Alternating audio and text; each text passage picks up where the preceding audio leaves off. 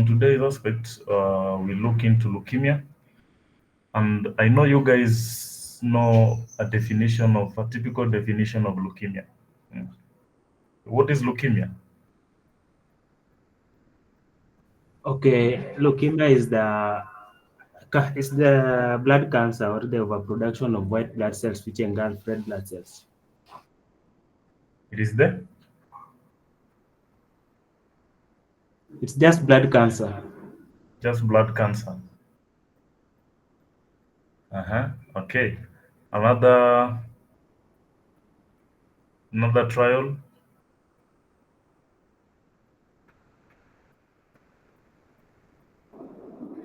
The production of white blood cells. Production of Production of production of production of the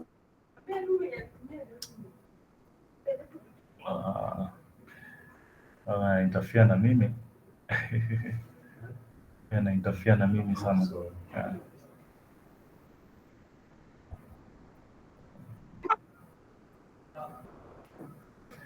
Okay. Are you getting me? Yes. Yeah, sorry for that. Sorry for that. Niko kwa kelele sana, so you just kindly bear with. Okay, so on today's episode, we'll check into the leukemia. So that was who was giving us the definition of it? Was it Steve?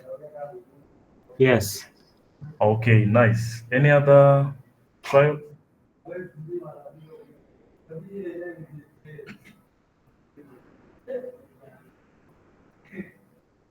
Any other trial? I don't want typed. I want somebody to actually participate by verbal. Verbal participation is necessary. It's science. Yes, Kiongozi Levi. There is Levi. Levi can give us the definition.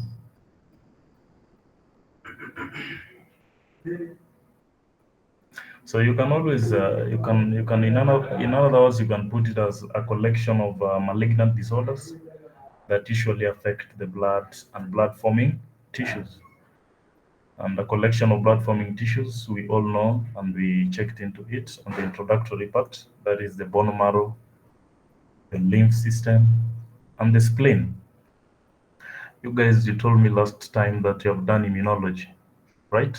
Introduction to immunology. No, we have not done. No, Oh, you have not no, done. Okay, nice. So, but you guys have done physiology.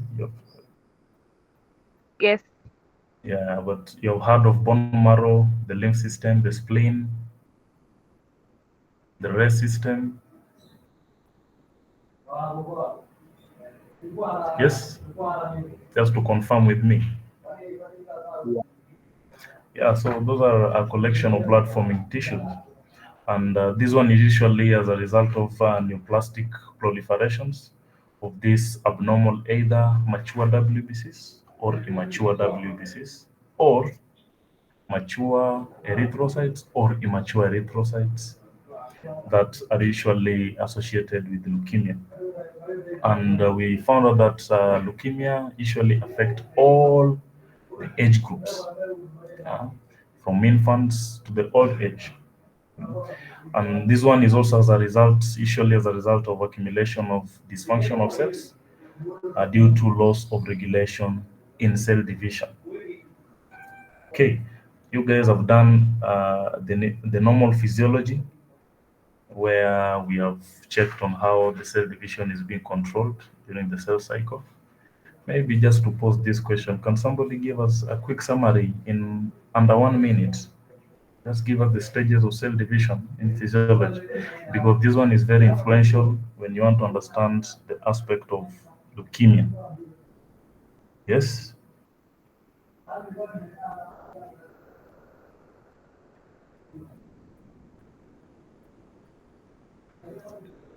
The stages of the cycle, the cell division cycle. Cliff Wanjala.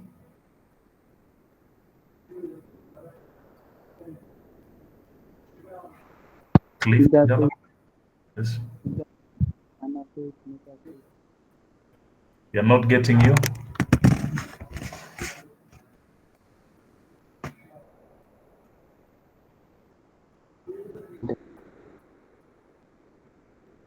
interface, prophase, metaphase, anaphase, and telophase. We are not. I don't know if it's only me who's not getting you, but you can try, Kobe.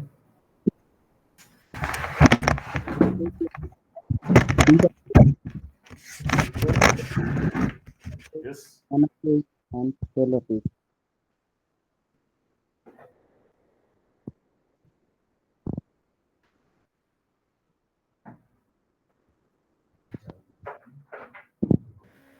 Sorry, but we cannot hear you, Cliff.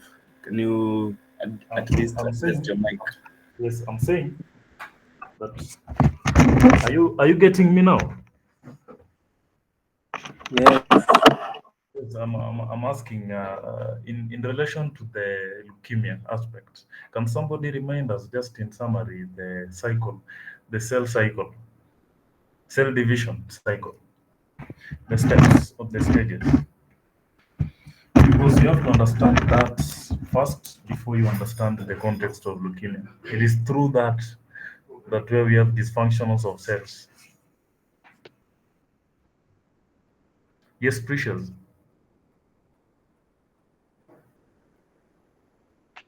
So I think the cell cycle was the one that consists of M, S, G1, G2, GO.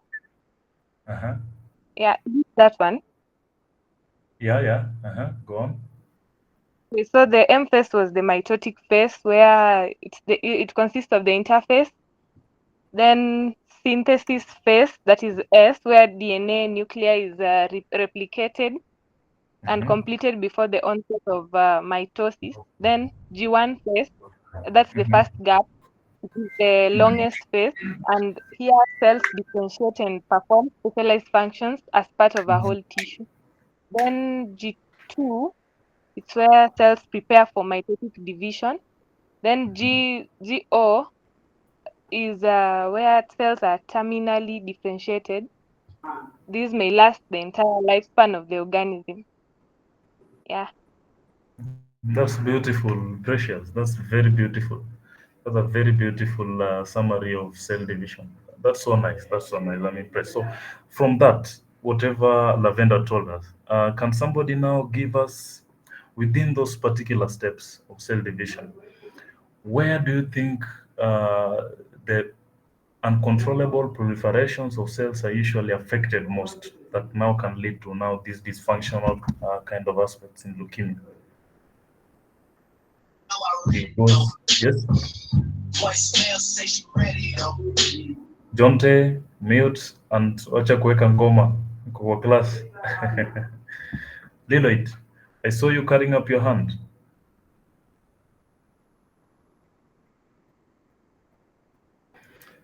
Okay, it is at the mitotic phase, the M phase, where there is uncontrollable proliferation.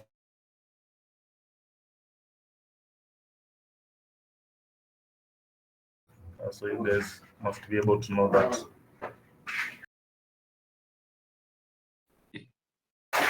Okay, sorry for that. We said that leukemia is another form of cancer in hematology. Yeah?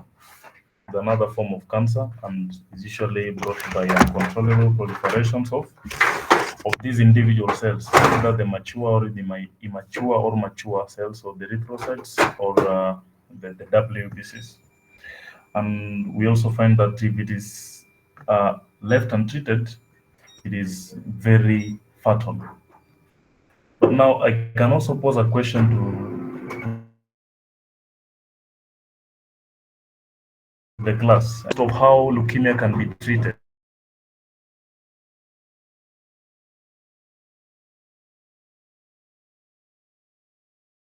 Just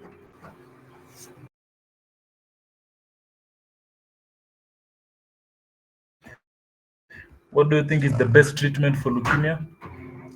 Liloid.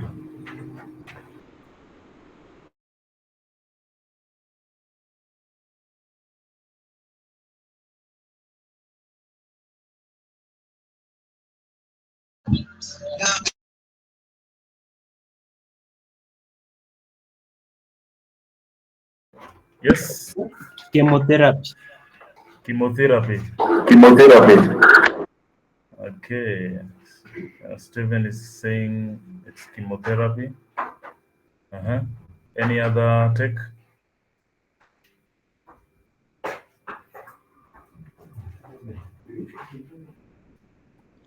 Immunotherapy.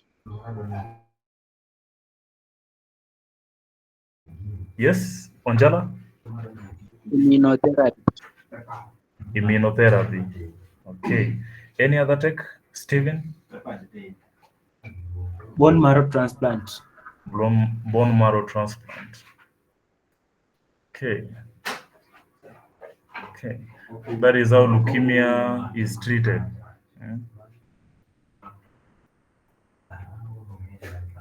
Are you sure?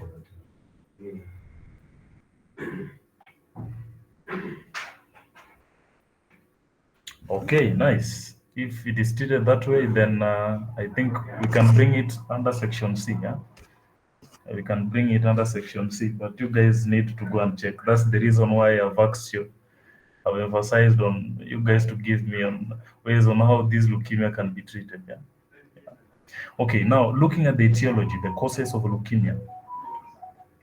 Looking at the etiology of the causes of leukemia. I want this class to be a very interactive class. So today we will not share the slides intentionally because I want you guys to nataka mchangie. You guys are scientists, so definitely you must reason. We must reason together. Then I'll send you the slides later.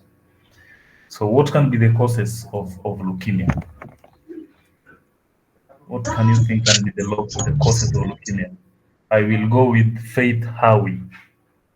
There's a name called Faith Howie. Or Faith Howie. Yes, Faith.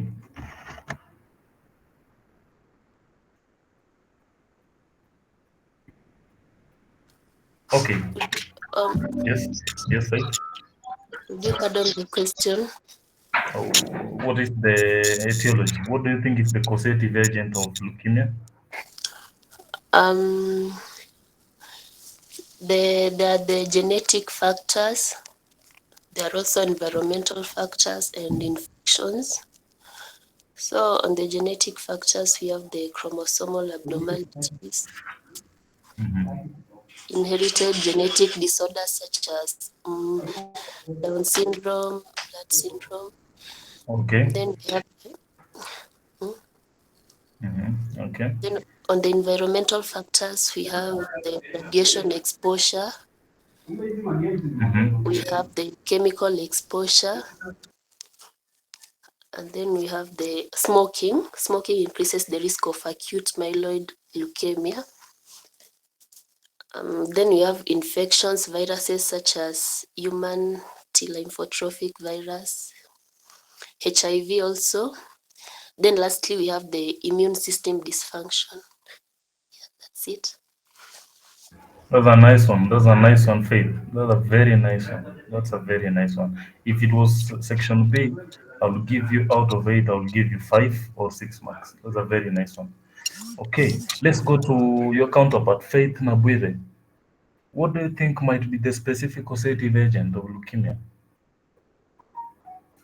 From whatever Harvey have said, what do you think might be the specific causative agent of leukemia?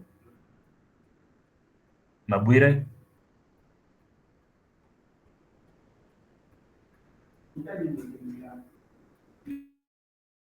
Nabwire is not around, yeah? Faustin? Faustin. Faustin Chebet.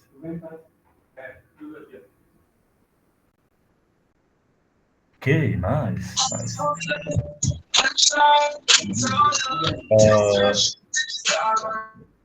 John or Jonte, can you mute your mic? Uh, Ivan, what is the specific causative agent of leukemia?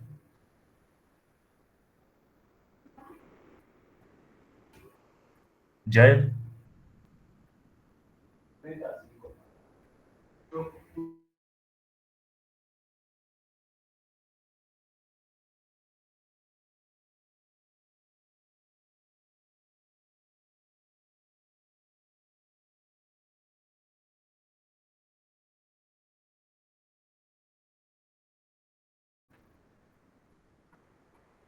Yes. Okay. Okay. Ouma is carrying up his hand. Can you give us a take?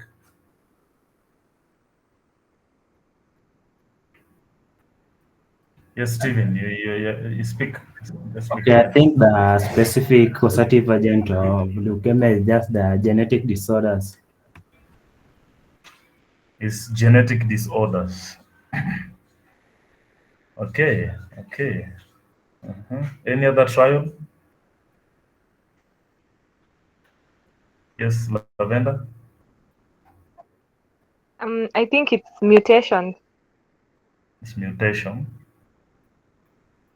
That's from Lavender. Any other last take?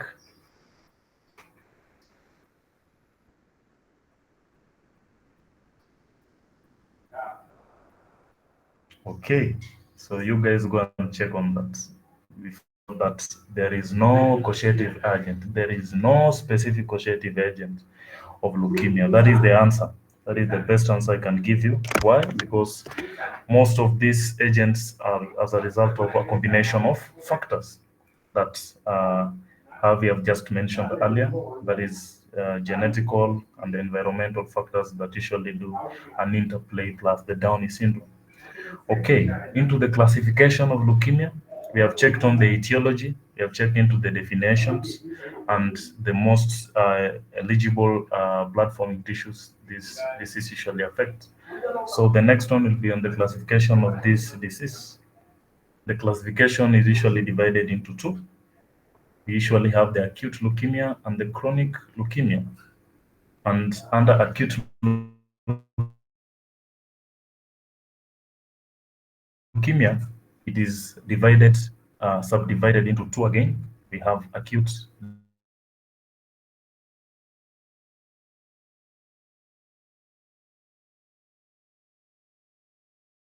lymphoblastic, but we usually abbreviate as all. So, okay, now just to pose this question, because you guys have done the hematopoietic process of blood formation, blah, blah. So, what do you mean by lymphoblastic leukemia? Just from the way you understand it. Acute lymphoblastic leukemia. Those are three words that you're able to divide and give us. Yes? I want everyone to participate so that now when you guys will be going through this slide, it will be very easy for you to comprehend throughout. Acute lymphoblastic leukemia. What do you mean by acute? Why do we say it's acute? Why do we say it's lymphoblastic? Acute lymphoblastic leukemia. Any trial?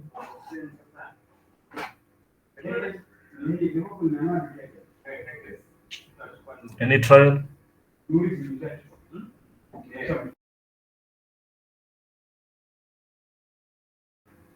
Yes, Precious. Okay, on lymphoblastic, I think because lymphoblasts are the immature cells that produce lymphocytes. So I think it's just basically immature cells producing lymphocytes. That's an excellent answer from Precious. That's a very nice one.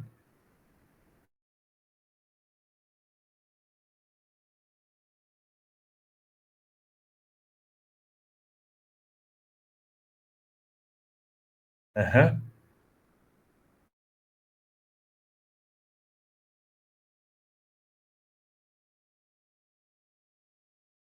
Acute.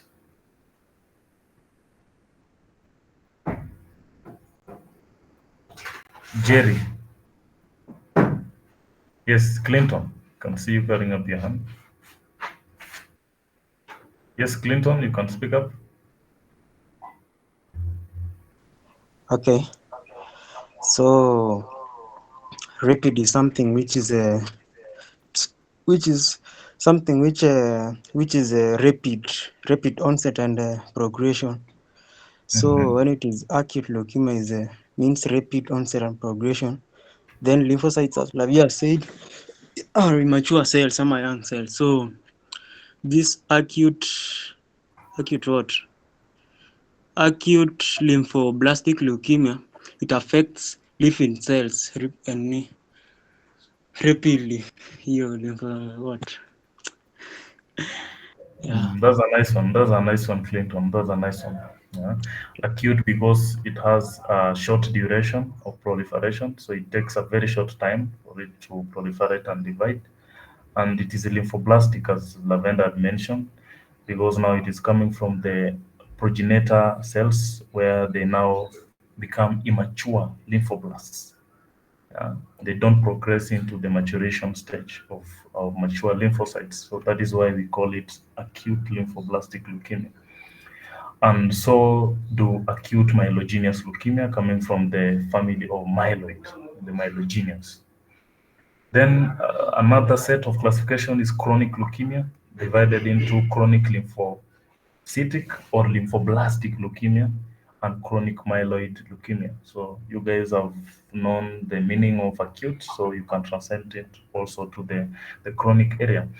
So I'll send you the notes on how to you're able to differentiate between acute leukemias and chronic leukemias in terms of their cell maturity and the nature of disease, whereby we find out that acute lymphoblastic or acute leukemia, the clonal proliferation usually consists of immature hematopoietic cells. And you all know the hematopoietic cells right now.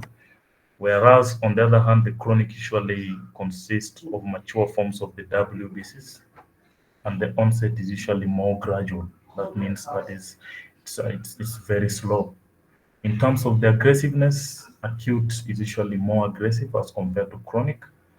And we find out that there is always a poor differentiated immature blast population of these cells as compared to the chronic, where we have very well differentiated cell population. Then on the nature of disease, you also look on how they are rapidly fatal outcome if untreated. Acute usually is very fatal if left untreated for a span. But chronic, ironically, is usually associated with longer survival, even if left untreated.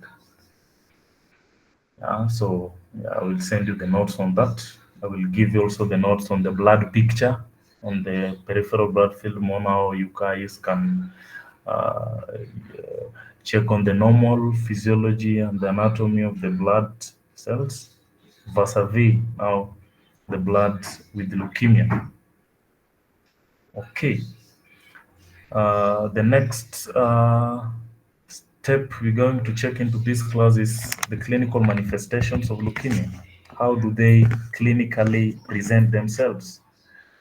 The clinical manifestations of leukemia can be divided majorly into two, which make it very easy broad aspects of classification relating to the problem they caused.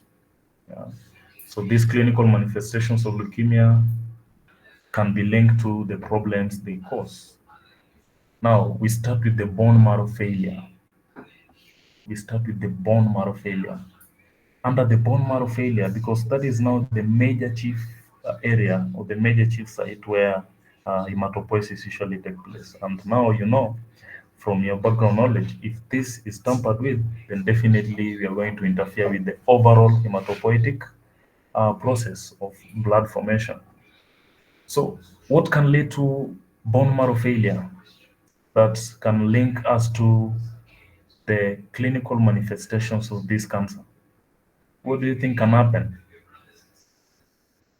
Link this one with your physiology. It will be very easy. Bone marrow failure. We have the problem of uncontrollable proliferations of these red blood cells or the WBCs. And this one can lead to bone marrow failure. Now, what can lead to bone marrow failure?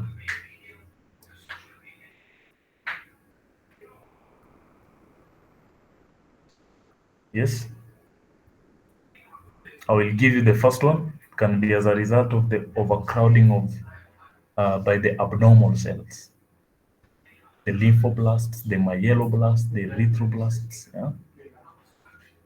Overcrowding by the abnormal cells, what we usually call the aplastic anemia or the aplastic leukemia.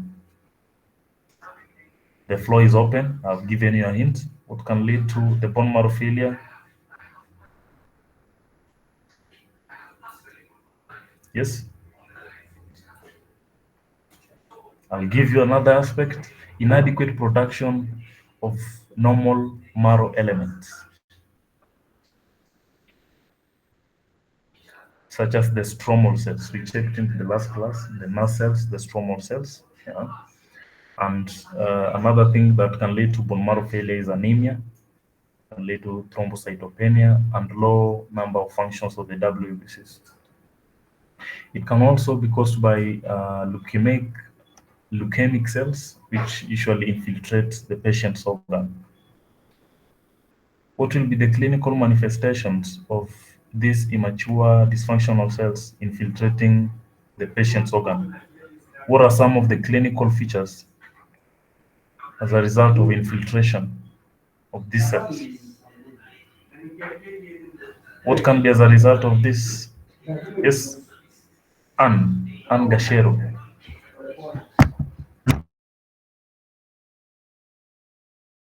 What will happen if these cells infiltrate patient's organs?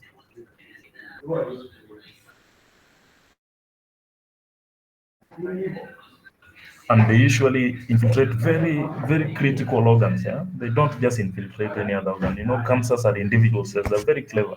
You guys will be doing pathology and you'll check on how these cancers usually evade and everything. So it's a very essential part.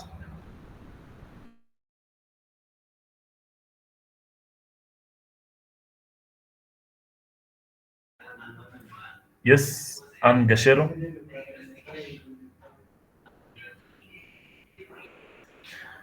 Any other trial or any person, any other person who can give us lavender? Sasa jueni kiongozi, naona nitakufa na wewe. Hii klasi yako watu waongei, just few people. I want you guys to at least, you guys have to be very active. You know, in science, you just don't write notes. You have also to reason. Yeah.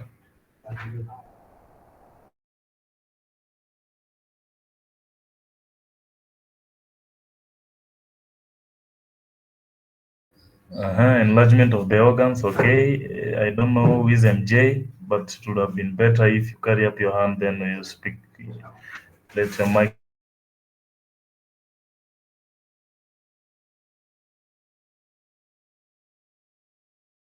That's a very general answer.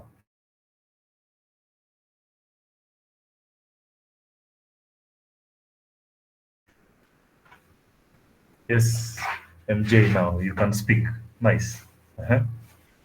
I think when the bone marrow cells infiltrate organs, it will cause the enlargement of the organs. For example, when it's in the liver, it will cause hepatomegaly. In the spleen, it will cause splenomegaly. And yeah, I think that's it. That is very awesome and beautiful. That is MJ, okay, splenomegaly and hepatomegaly or splenomegaly. Yeah? Or we can combine the two and say hepatosplenomegaly. Yeah? Another take from Faith Howie.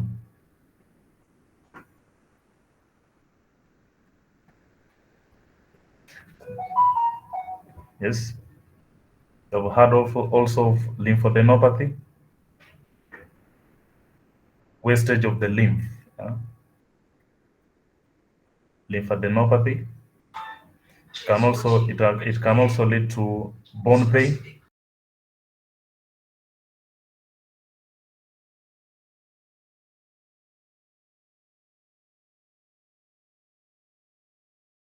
Yeah, it can also lead to bone pain. Can also lead to bone pain. You know, when we have a lot of infiltrating cells into the bone marrow, that means the bone itself is very clogged. So there is no space. What you call there is no the fascicles of the bones are not given space. So there's usually bone pain, and there's what also we call the meningeal irritations and oral lesions. which is usually accompanied with the acute symptoms in leukemia. Okay. Uh, you guys have to talk because I have a lot of questions, so you guys must get used to me. Uh, in a science class, you have to talk. We don't read notes and we just go home. Yeah. So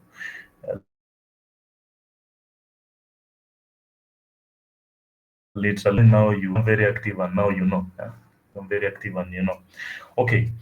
I can literally, I'll give you on the further classifications of myelogenous leukemia. It's a very brief PDF. You can go and check on it.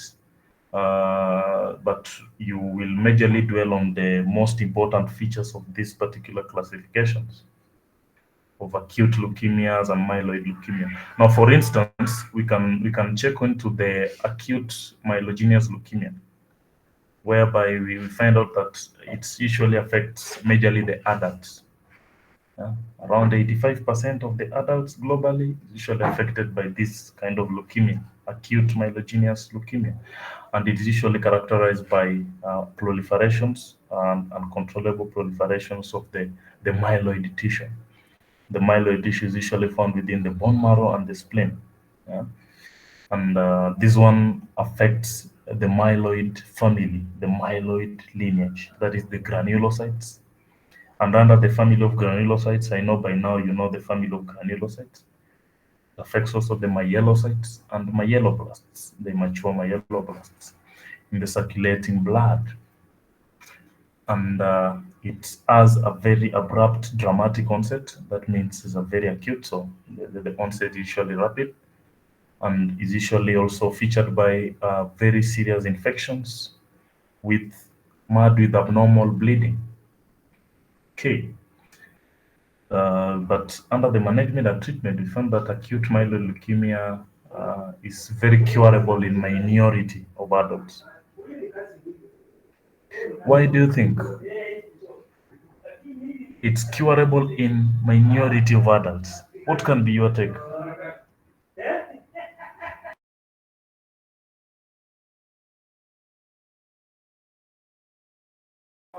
What can be your take?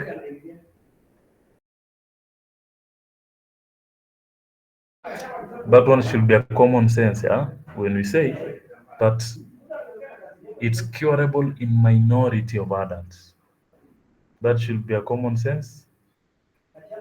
Just some late reasoning, yes. I can see Chris Wamukoya. Yes, Wamukoya, give us your take.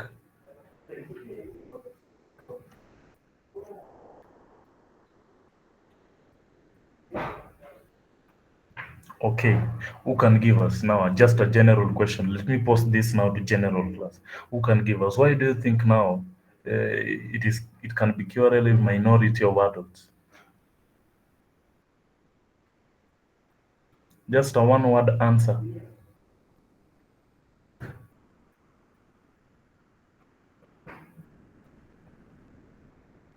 Yes.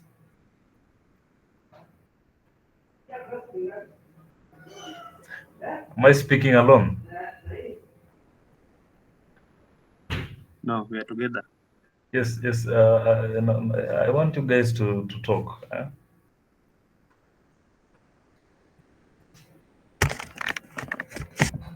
Why do you think minority of the adults? I'll not give you that answer. You go and check. Yeah? Go and check that one. That one I will not give you. I'll not give you the answer. Okay. Uh,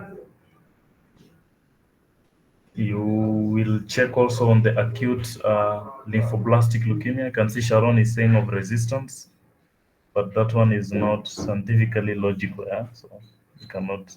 That one I don't think it is the best answer. That's not logical. That's not logical, but it's a nice trial. Okay, that's a nice trial. Okay, you go and check on why.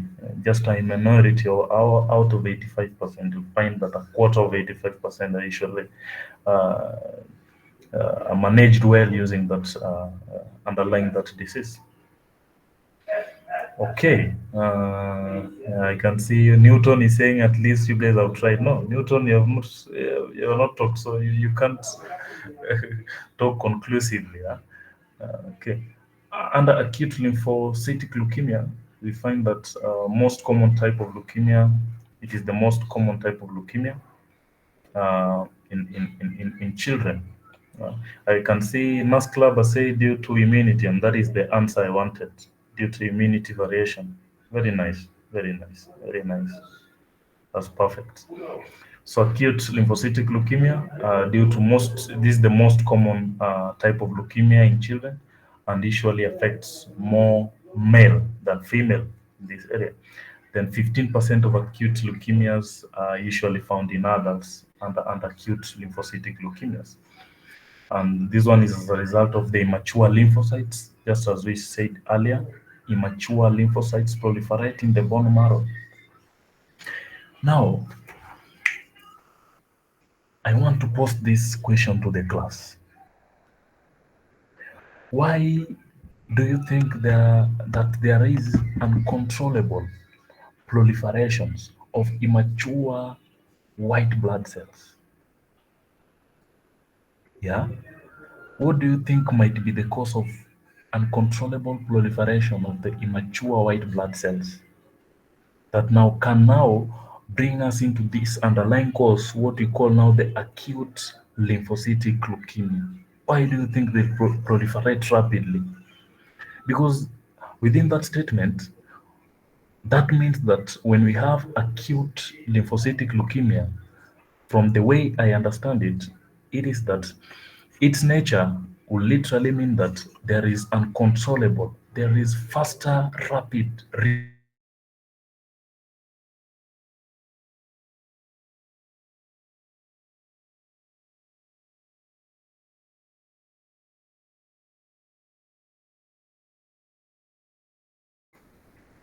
Yes, what do you think could be the cause?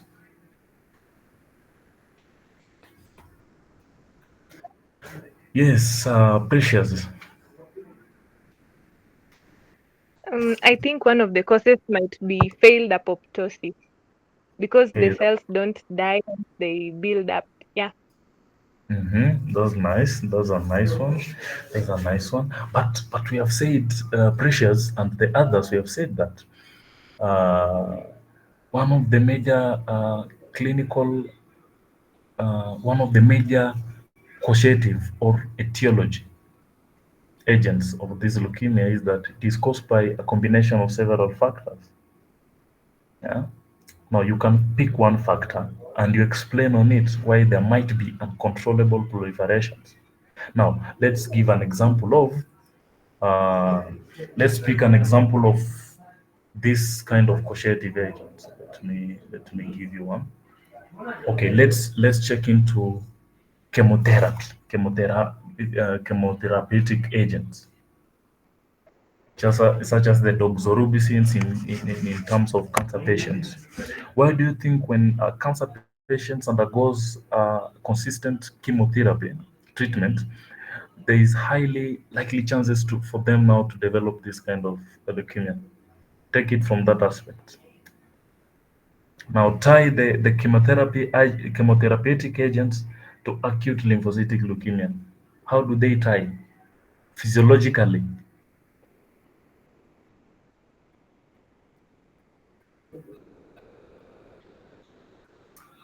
That one is just pure physiology. Hmm?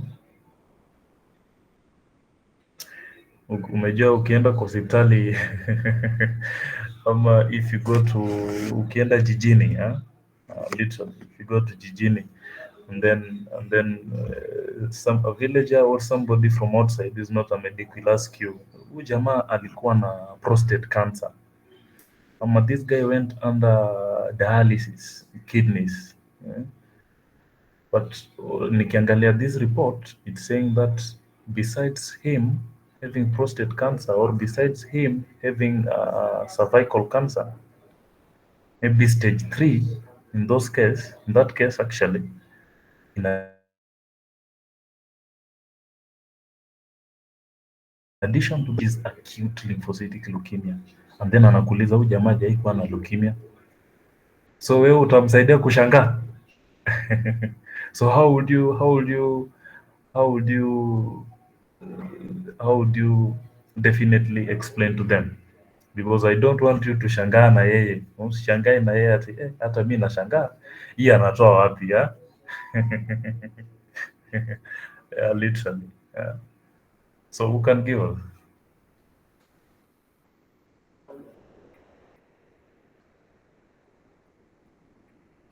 Yes?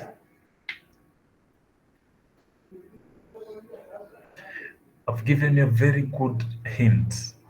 Chemotherapeutic agents. A cancer patient undergoing chemotherapy.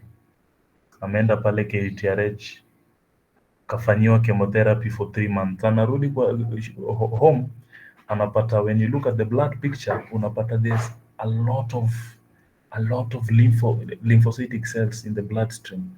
You know what you call the blood picture, what we usually present with blood peripheral film.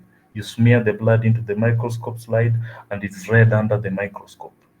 When you check onto that blood picture, you'll find out there's uncontrollable number of immature and mature lymphocytes. But this guy has cancer.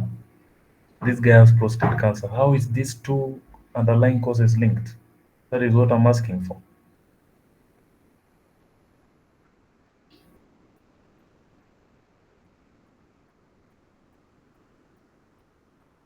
Yes?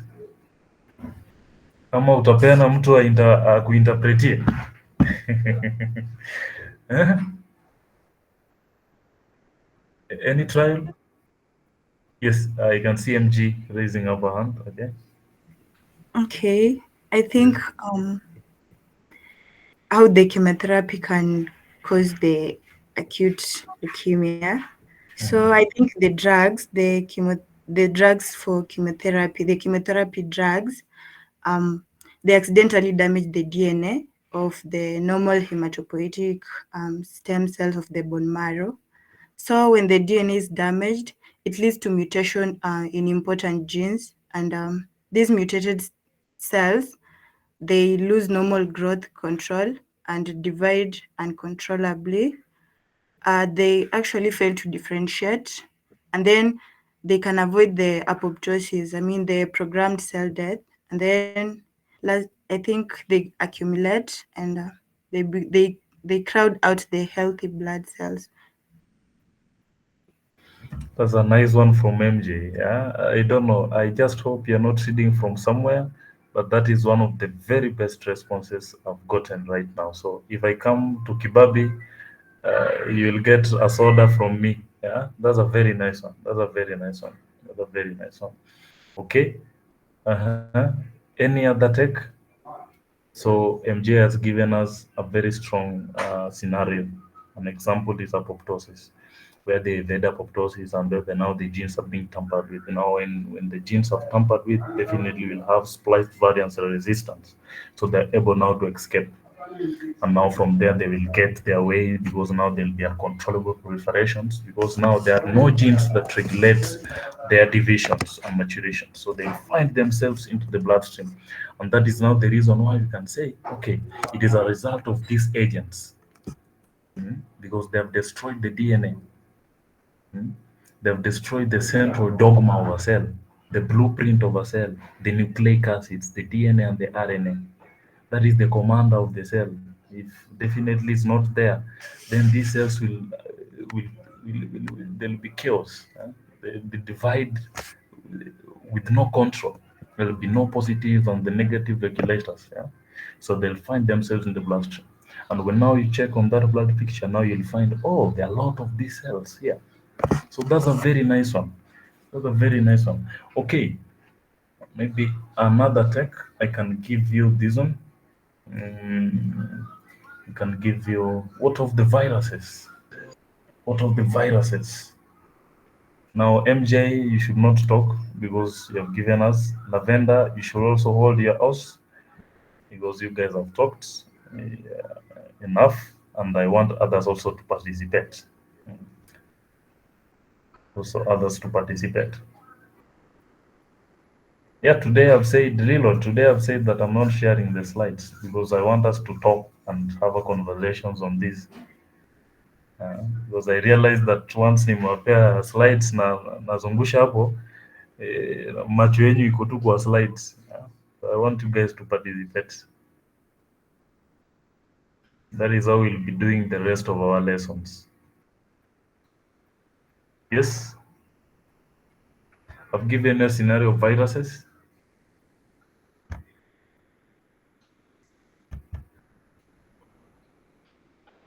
Okay, what if you find it in your main exam? I'm not saying it will be there. But what if you guys have done a good introductory basics of physiology, then you ought to have that within your fingertips. Okay, so you go and check deep into that, but MJ has given us a leeway on how to check on different, you are able to link on such explanations. So I'll send you the notes on the classifications of, of, of, of, of the leukemia.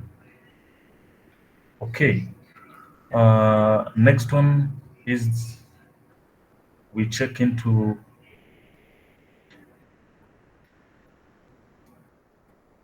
now the what we call now the differential diagnosis, the overall differential diagnosis of leukemia.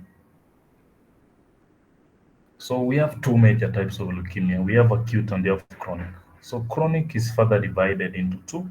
Acute is also further divided into two. I'll definitely send you the notes and we'll check on it. Now we go to the diagnostic studies of leukemia. How is leukemia diagnosed in the hospital, you as a nurse? So number one is you check on the peripheral blood evaluation. How is leukemia diagnosed? That is what we are now looking into, MJ. Number one, we have said that we check into the peripheral blood evaluation. And under peripheral blood evaluation, we look into several profiles. Number one, you first check the what we call the CBC. You have had CBC, complete blood count.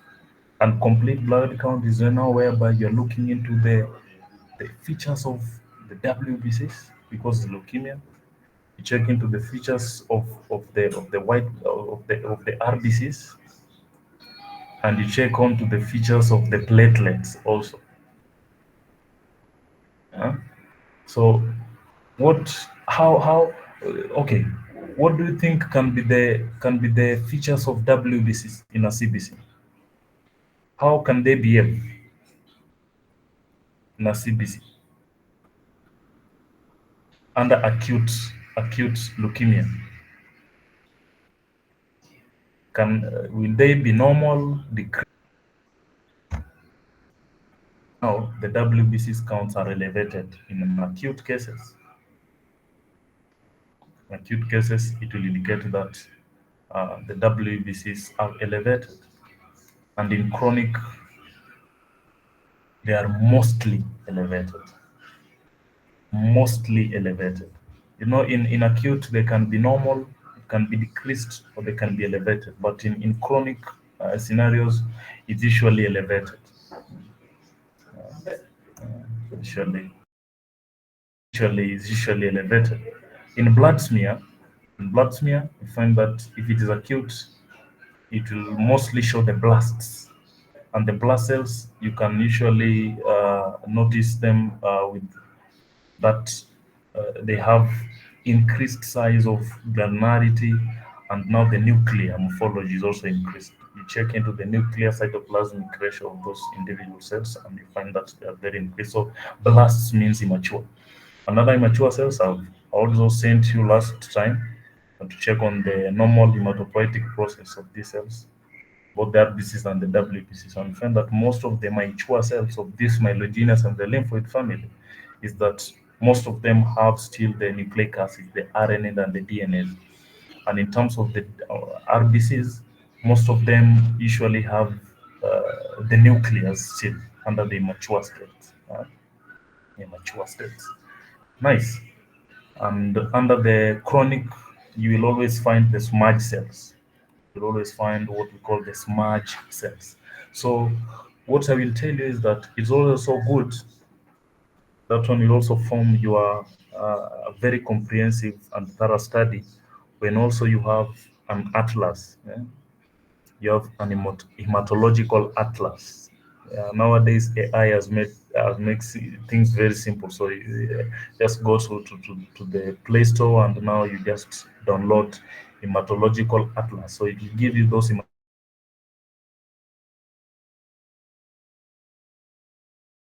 hematological. So you'll see how the smart cells usually look like. They're zipped. They're usually zipped. They have a zipped closure. So that is how they usually look like. Nice. That is the peripheral blood evaluation. So that is the first step on how we can diagnose leukemia. Peripheral blood evaluation, we look into three aspects. We look into the CBC, the complete blood count. We look into the blood smear, and we look into the bone marrow evaluation. Very critical. Bone marrow evaluation. Okay, let me pose this question to the class. Under which circumstances can we now do an evaluation of bone marrow? Under which circumstances can we do now bone marrow evaluation?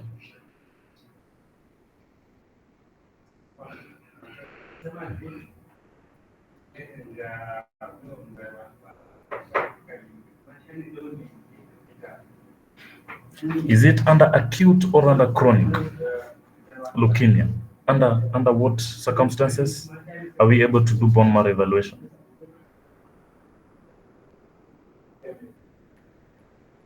Is it under acute or under chronic circumstances?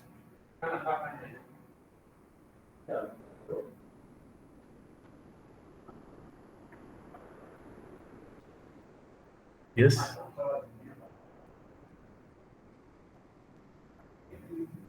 Is it under acute or chronic? Under what circumstances can we go for bone marrow evaluation?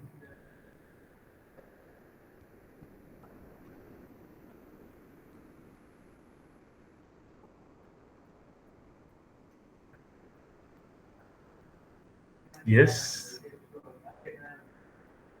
I think it applies in both. It applies in both. Okay, Boniface, give us your take. Why do you think it applies in both?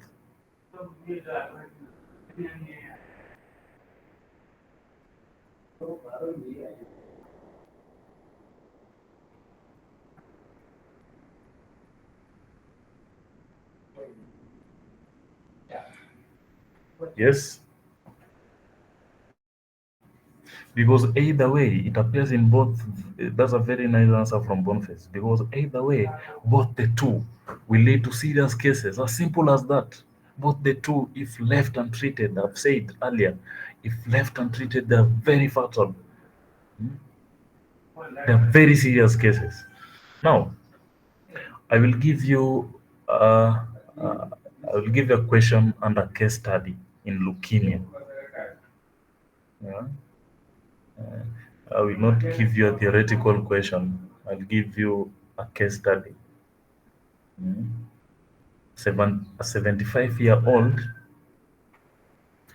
you have a blood picture of a 75-year-old, and the blood picture is indicating when now you do the peripheral blood film evaluation, you find that the complete blood count under the WBCs, they're elevated. That is the CBC, very elevated. When you look into the HB, that is the hemoglobin content, it is not within the normal range. So it is below the normal range. The HB is a male patient. And lastly, when you check into the um, when you check into the platelets, you find that there is thrombocytopenia. That means there is decreased amount of platelets within the blood circulation organ. And then on further evaluation of the CBC, you find that positive there is positive expressions of the myeloperoxidases enzymes within the blood picture. You have a trephine biopsy. Trephine biopsy is just a biopsy from the bone marrow. Yeah? Trephine biopsy is a biopsy from the bone marrow. Now it is being brought into the lab and everything. It goes, it comes into your desk as the nurse now. And now you're being told now to evaluate and give a comparative diagnosis because this person must be treated. What do you think is the most probable diagnosis of this 75-year-old? HB is low, platelets is low, we have expressions, positive expressions of myeloperoxidases in the blood circulation. What is the probable diagnosis?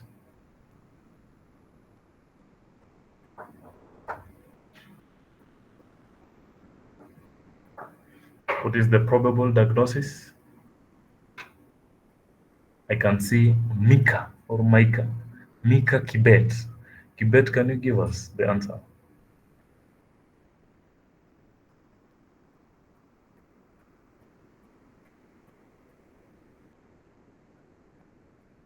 And formation of smudge cells. Information of smudge cells. Abigail?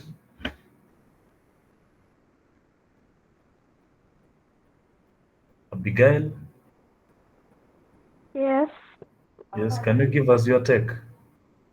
Uh, to me, Yes, to I you. think the diagnosis can be the acute leukemia. Acute leukemia. That's from Abigail. Okay. Kiongozi Lavender.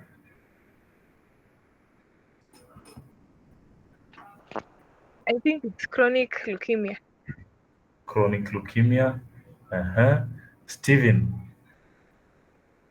Ouma.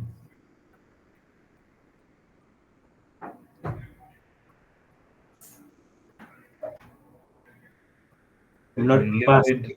Yes. Yes, Steven, what are you saying? He's saying you should pass. So huyu mgonjwa anaongoja, utamwambia bana, hii wacha ni kurify MTRH, una pass. So I will tell you one thing, Steven. That is the most inappropriate answer you should never give in your medical life ever. So yeah. Even Yes, if you don't know, even if you don't know, you have to try. You have to try. but we are in Because class. because the moment you say that you pass the question, then definitely that will mean it proves to be an incompetent kind of a medic. So you don't pass anything if you have your physiological knowledge. You don't do that, and that is not should never be an excuse. Lilo Idoma. Now Stephen has passed this to you. Okay. Uh-huh.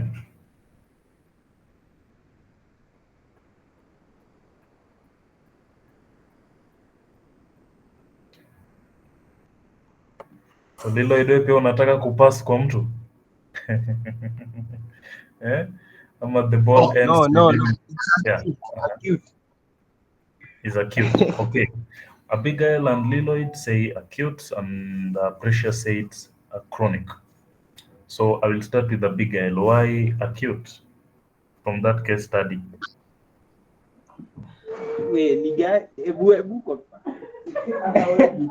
I'll start with Abigail.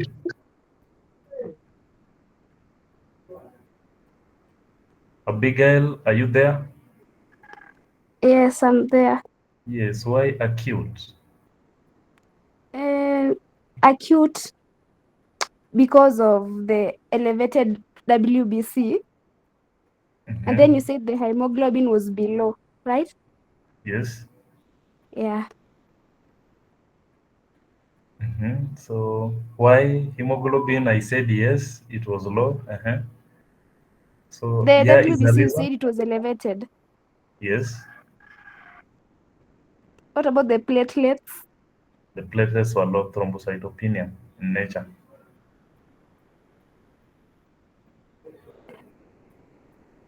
Uh, Okay, that's your take, Abigail. Okay, that's your take. Liloid? Yeah.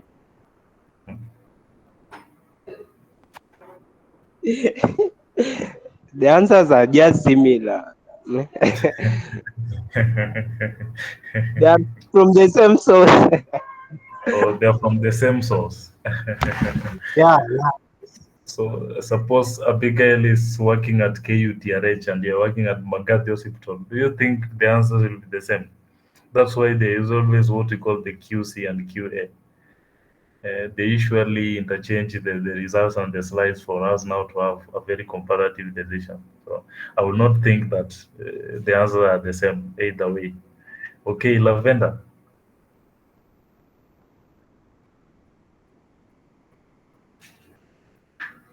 Sasa kiongozi, can you Yes. give us your take? Yes. I said my take is it's chronic leukemia Mm-hmm. because you said that the WBCs are elevated, Mm-hmm. then the platelets are low. Mm-hmm. Yeah, and you also said something about myelo. I can't recall the term. Uh-huh. Yeah, and I think it's found in chronic leukemia. Uh-huh. Myeloperoxidasis. Yeah. So from now, the three, I will say that Lavender is right. Yeah, Lavender is very right. Yes, I can see Julia Masharia raising up his hand. I don't know if you have any take. So Lavender is very right. Yeah, very right. Because if the moment you see myeloperoxidasis in the blood picture, that one you should not think of any other thing but chronic leukemia. Tumepatana? The moment you see myeloperoxidasis in the blood picture,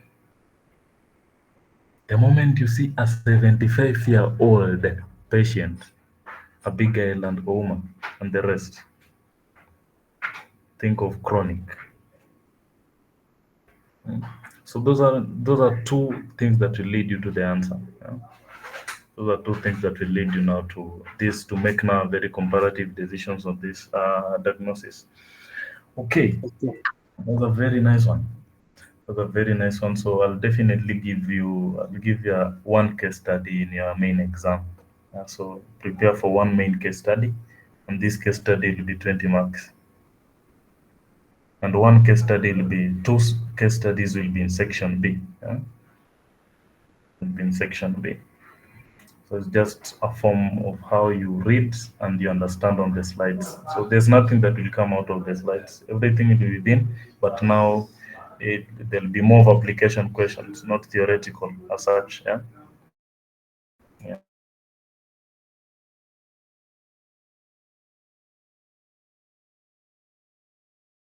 Theoretical as such. So just reading out.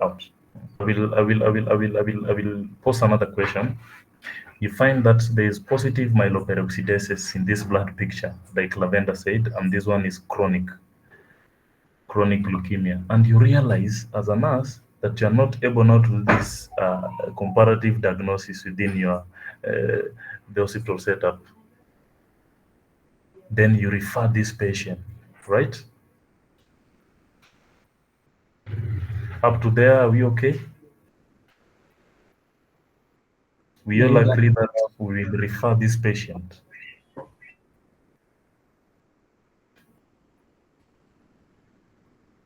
Okay.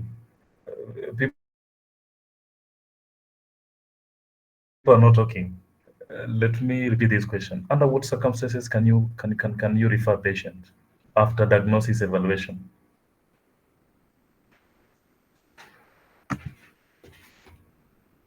Yes. Because as a nurse you'll write. Si mnaenda ward round unaangalia kila kitu and then you'll write to the CEO medical report. Or you write to the MO that is there. Or you write to the clinician that is there. So this is like a collective task in a health docket. You check on it, you make your evaluations and diagnosis decisions, you write that medical report to the MO or you write to the clinician. You realize that there is uncontrollable release of myeloperoxidases within this blood picture. So under what circumstances can you refer? Number one, when you're not able to perform now the coming procedures or the coming diagnostic procedures. You don't have maybe the enough personnel, don't have the required resources to perform this. So definitely you refer this patient.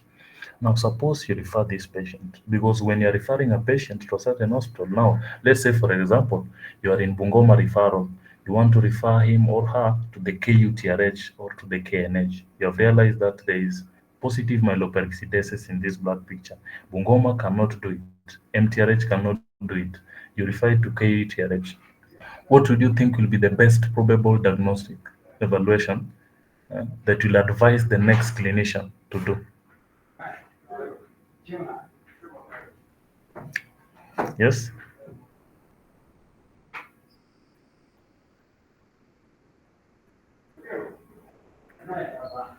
Because under referral, you always say, perform this and this. You don't say, for me, I was thinking of this. So for you guys, can you run the entire test and give us your view? No. That one you'll be putting that facility under questionable queries and areas. It will be very questionable in terms of their competencies and whatever the decision that is coming out from them. So what will you refer? What is the specific referral statement you'll do? That one is just part of case study. Yes. Okay, I may say that they initiate chemotherapy.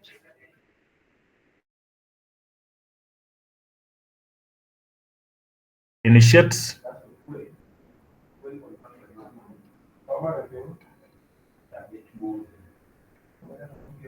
Initiate what? Chemotherapy. Initiate chemotherapy. Initiate chemotherapy. So why do you initiate chemotherapy, Ouma?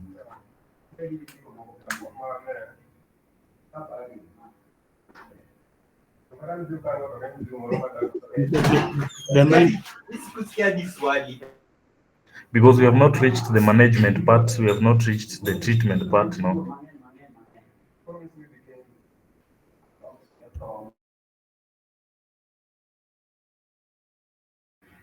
This one is just a further diagnosis that you are not able to perform within your hospital.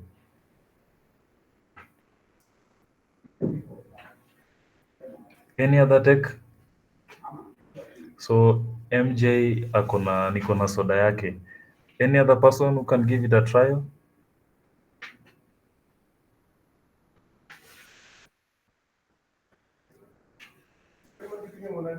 Mtaki soda, si ndio? Odongo is saying you perform a comparative diagnostic test for both chronic and acute. That is very general, Odongo. That is very general. In fact, now utakuwa umechanganya watu wa KTRH mbaya sana. Yeah? What will you have? Okay, give a specific diagnosis. And I'm hinting also, I'm giving you a hint. There is positive presence of myeloperoxidases. That means this enzyme, because myeloperoxidases in enzymology, the enzymes are usually released in the bloodstream when there is destruction of the cells. When the cells are destroyed, they produce enzymes. The enzymes leak outside. The enzymes are released. So under that circumstance, now we can check the presence of myeloperoxidases in the blood picture. So myeloperoxidases is usually linked to the bone marrow failure. So the problem is in the bone marrow because we have over 20%. I'll give it maybe you say after doing your evaluation, with other nurses and other health rockets, you find that maybe you have realized that there is over 20% of expression of myeloperoxidases in the blood picture, and then now you have to refer. So you will tell them, perform further bone marrow analysis, i.e., perform what you call the flow cytometric analysis of the bone marrow.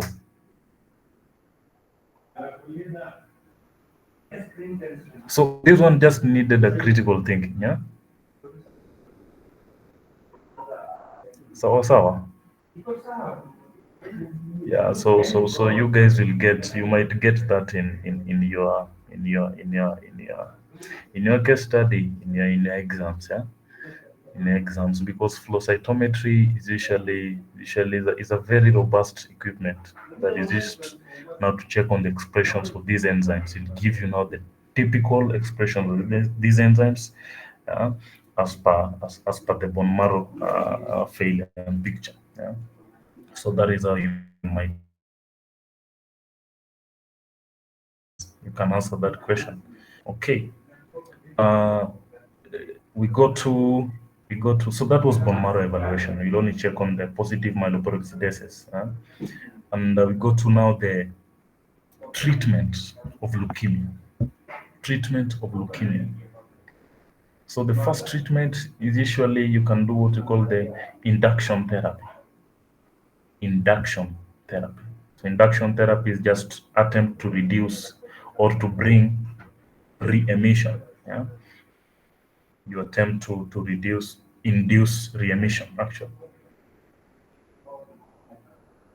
So this means that the abnormal or the immature white cells or the blast can no longer be detected in the blood or bone marrow, and they can never develop again. So that is the main work of induced therapy. We don't want remissions to come back. What we usually call reversions or resistance. And this one is usually done to patients that are usually critically ill. This is because they usually provide what you call the physiological support when you do an induction therapy. Yes, Faith. Today I'm not sharing the slides, so don't worry. Today I'm not sharing the slides, so don't worry. Okay, so under that we have what we call the induction therapy. Then we have what we call the consolidation therapy. Consolidation therapy.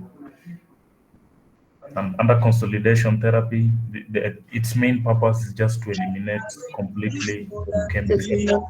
Sweet, sweet, sweet, sweet.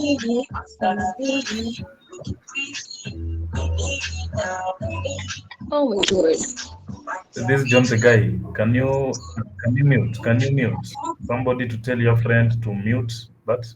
Yes. Consolidation therapy. This one is usually done to eliminate what we call the remaining leukemic cells that may not now shown an evidence of leukemic underlying cause. And we usually also do what we call the intensification therapies. I'll share the slides where you usually use the high dose therapy, and which can also be given after the induction therapy, where now we have high dosage of drugs and we have maintenance therapy. So that is under chemotherapeutic treatments.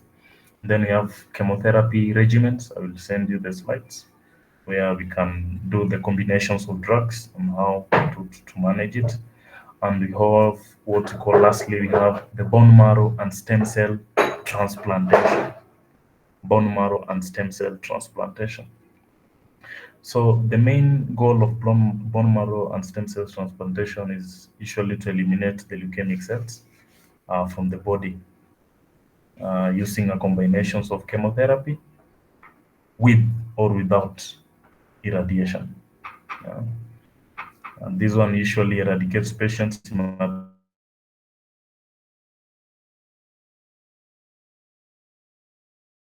hematopoietic stem cell, new stem cell leukocyte antigen. Yeah. And this one can also be done when you have identical twins, so it is definitely epigenetic in nature, or a volunteer where you can do grafting, or somebody is close to you, like a sibling, a sister, or a brother. Or you can also remove patients' own stem cells, can also be removed in such cases. So another form of treatment is you treat the underlying cause. You treat the underlying cause of this leukemia. So I'll send you the notes. There's nothing much under treatments and care and even management of this under care, literally. So I'll definitely send you the slide. So I've said you have to note this that I've said. If I send you the slide, check on the definition of leukemia, check on the classification, major classification of leukemia, check on the etiology of leukemia, and check on the diagnosis of leukemia, and lastly, check on the treatment and care. That is all you guys need to know. That is all you guys need to know. But now, for better understanding, you can dig deep and dig deeper into the slide, because the slide has a lot of information, but summarized, so you can go and lengthen at your own specific time. So, for the purpose of reading and for the purpose of exams, you can read on those main areas. I'll check into that. And I will. The slide also have some sections of case studies. So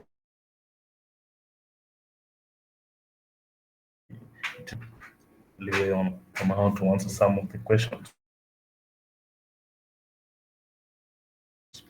So just expect one case study from leukemia.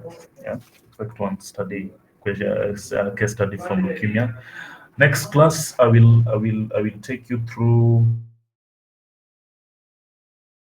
what of pathology of blood. We have checked into the leukemia today, so just go and do a summarized version of it. And then next one, we look into what we call the coagulopathies, yeah? Coagulopathies, the dysfunctions in terms of hemostasis and everything. So I'll send you these notes. And next class, we look into the coagulopathies, the von Willebrands and the Christmas disease and whatever, yeah? So I told you that the first 4 slides that I'd sent you was only concentrating on the normal physiology of the blood. The remaining class now will not look into the normal physiology of this blood picture, the hematology. We'll look on the pathological aspects. So I need you guys to understand the normal anatomy. As now you dig into the pathological aspects, it will be very easy now to comprehend. Without further much ado, I'll definitely like to end the class from there. Unless there is any concern, any question.